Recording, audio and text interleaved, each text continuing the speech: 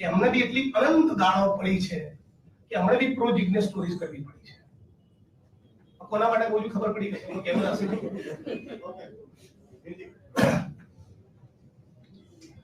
गांधी और सरदार के गुजरात में 250 से ज्यादा तहसील और हर एक जिले में शराब का और ड्रग्स का काला कारोबार इस कदर व्यापक हुआ है कि गुजरात की अनगिनत सैकड़ों नहीं हजारों हजार महिलाएं, बहनें, बेटियां विधवा हो चुकी है. गुजरात की कोस्ट लाइन से करीब 65,000 करोड़ का ड्रग्स पाया गया. अडानी साहब के मुंद्रा पोर्ट पर से भी और गुजरात के कोस्ट लाइन पर से भी. आज गुजरात के स्कूल्स, कॉलेजेस, हॉस्टल्स और यूनिवर्सिटीज के अंदर भी ड्रग्स का कारोबार चल रहा है. मैं मांग करता हूं कि गुजरात के गृह मंत्री को थोड़ी भी शर्म बची है तो तुरंत इस्तीफा दे जाना चाहिए.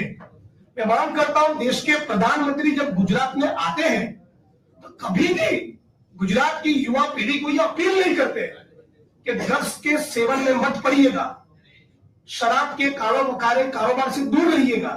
ऐसा अमित शाह, मोदी जी, गुजरात के सीएम कभी अपील भी नहीं करते. और सवाल ये हो रहा है कि इतनी बड़ी तादाद में गुजरात में ड्रग्स मैन्युफैक्चर हो रहा है, कहीं भी बाहर से आ रहा है, तो इसके पीछे कौन सा मंत्री प्राइमरीली रिस्पॉन्सिबल है?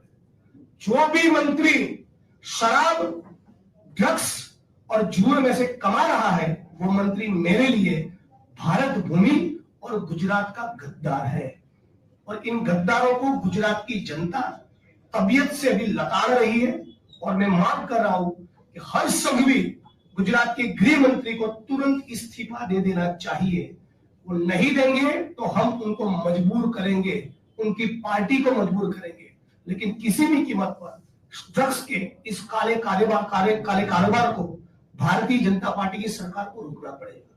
थराद में कुछ दिन पहले मैंने जो वहां पे हल्ला बोल किया, उससे गुजरात की सरकार को सबक लेकर सारे डिस्ट्रिक्ट्स में, सारे तहसील में बुटलेगर को जेल के हवाले कैसे भेजा जाए उसका एक्शन प्लान बनाना था.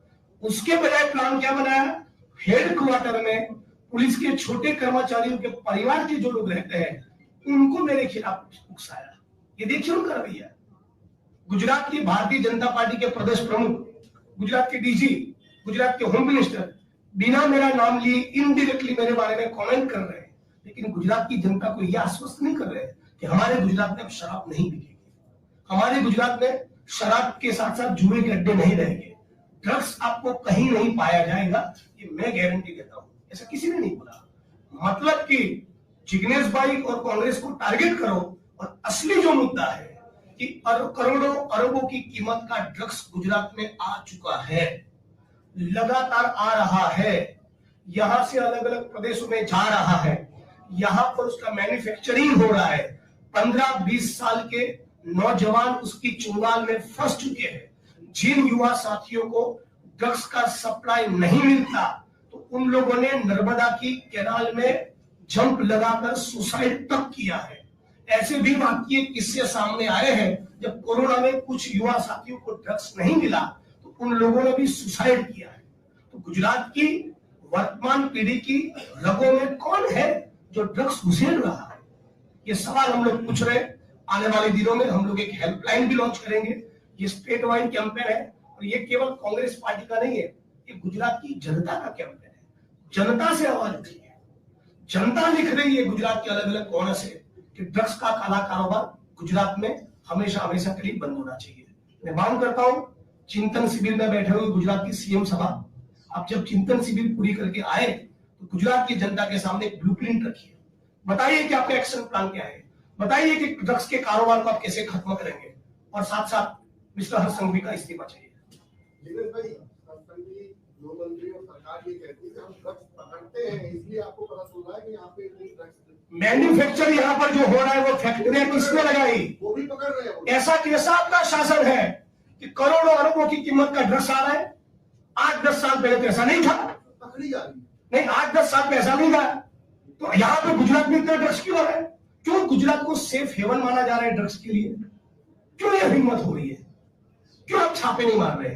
हॉस्टल में कैसे घुसा, कॉलेजेस में कैसे घुसा, यूनिवर्सिटीज में कैसे घुसा, मेडिकल स्टोर्स पर पाउडर मिल रहे हैं, गोलियां मिल रही है, क्यों?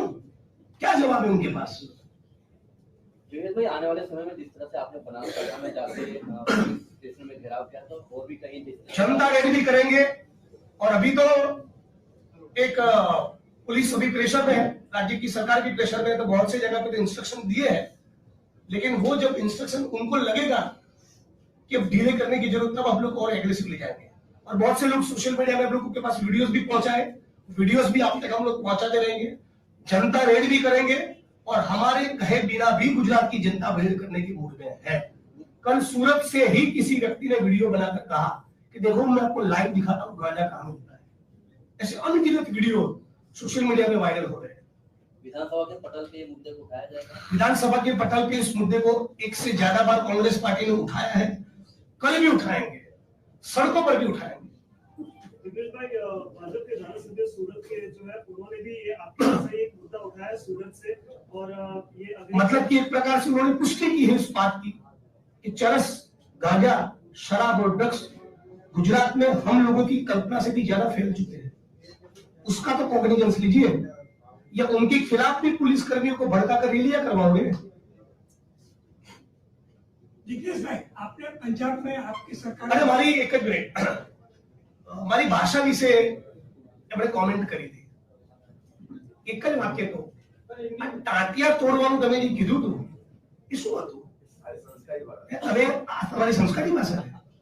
તમારી સામે એક પોલીસ કર્મી ઉપર હુમલો કરવાનો જે તે સમયે આરોપ લાગે, એ આરોપમાંથી અમુક સેક્શન્સ નીકળી ગઈ, કદાચ એક્વિટલ પણ મળ્યો છે, એ પાર્ટને હું એમ નથી જવા માંગતો, પણ જે તે સમયે આવો આરોપ હતો, આ શું કહેવા માંગે છે?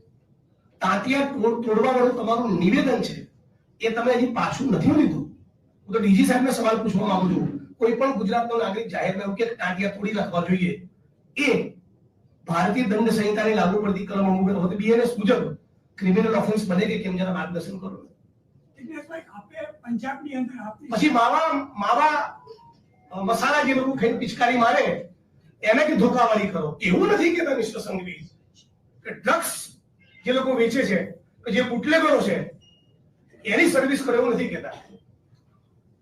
હું તો એવું કહેવા માંગુ છું કે જે પણ મંત્રી ડ્રગ્સના કાળા કારોબારમાંથી કમાતો હોય ને એનો વરઘોડો નીકળવો જોઈએ।